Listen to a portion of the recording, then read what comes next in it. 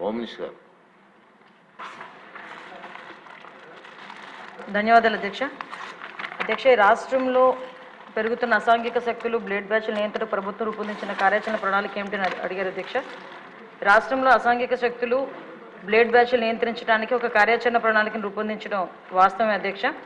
దీనికి సంబంధించి నేరపూరిత రికార్డులు లేకపోతే అసాంఘిక ప్రవర్తనలో ప్రమేయం ఉన్న వ్యక్తులకి సమగ్ర జాబితాని రెడీ చేసుకోవడం ఒక ఎత్తు అయితే, ఈ automated finger print identification system ద్వారా 2014 నుండి 19 వరకు ఆ సిస్టమ్ అవైలబుల్లో ఉండేది కాబట్టి ఆ టైంలో ఎవరైనా నేరస్తులు ఎవరైనా ఉంటే కనుక ఈజీగా ఐడెంటిఫికేషన్ చేసుకునే పరిస్థితి అయితే ఉండేది అధ్యక్ష.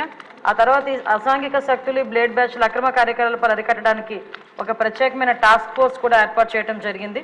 అదేవిధంగా వీళ్ళని మ్యాక్సిమం ఏంటంటే రిస్ట్రిక్ట్ చేయడానికి కూడా, ఈ చెడు ప్రవర్తన బ్లేడ్ బ్యాచ్ ఎవరైతే ఉన్నారో వాళ్ళని రిస్ట్రిక్ట్ చేయడానికి కూడా ఒక వ్యవస్థ నడిపించడం జరిగింది అధ్యక్ష.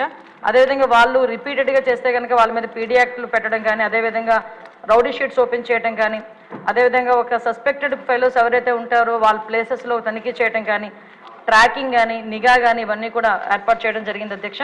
వీటన్నిటితో పాటు సోషల్ అవేర్నెస్ క్రియేట్ చేయడానికి, ఒక సొసైటీని పార్టిసిపేట్ చేయడానికి కూడా, ఇంటెలిజెన్స్ సేకరణ చేయడానికి కూడా పబ్లిక్ని పార్టిసిపేట్ చేయడం కూడా జరిగింది అధ్యక్ష.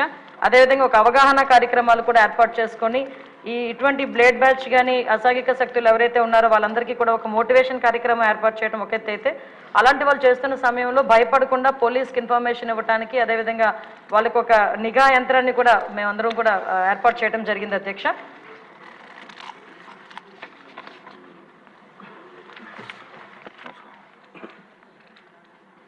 బలరామకృష్ణ గారు. అధ్యక్ష, ధన్యవాదాలు. గత ప్రభుత్వ హయాంలో రాష్ట్రంలో గంజాయి, బ్లేడ్ బ్యాచ్, రౌడీయిజం